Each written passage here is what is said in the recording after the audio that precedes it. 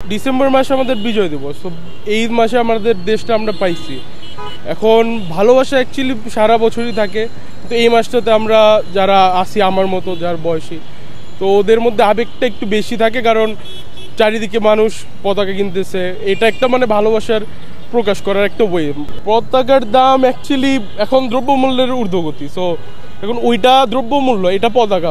দ্রব্যমূল্য আলাদা জিনিস, পতাকা আরেকটা জিনিস। এটার দাম যদি এখন 1000 টাকাও হয়, লাখ টাকাও হয়, ভালোবাসার প্রকাশ করার জন্য হলেও এটা কিনতে হবে।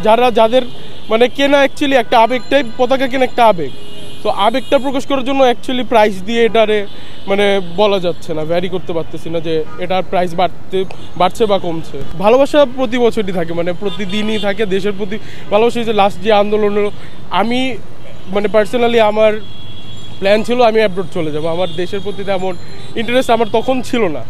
কিন্তু ওই যে আন্দোলনটা হলো তখন অ্যাকচুয়ালি মানে ওইটার পর থেকেই নিজের মধ্যে একটা মানে আশ্বাস আসছে যে আমি অ্যাকচুয়ালি দেশের প্রতি যে ভালোবাসা বা দেশের কতটা চাই এটা বুঝতে পারছি। আর এই কারণেই যে পতাকা কেনা, এটা নিয়ে অ্যাকচুয়ালি মানে জাস্ট একটা ওয়ে দেশকে ভালোবাসি, এটাই বোঝানো।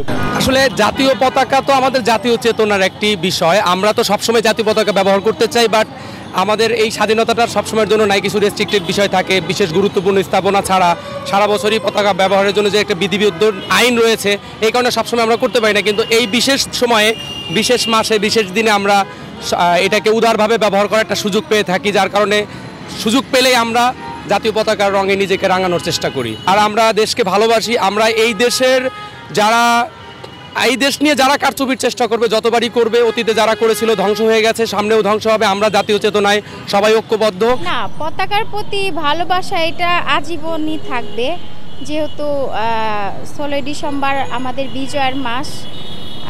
লাখো শহীদের রক্তের বিনিময়ে আমরা 16 ডিসেম্বর পেয়েছি, তো সেক্ষেত্রে আমরা এই দিবসটাকে বেশি প্রাধান্য দেই।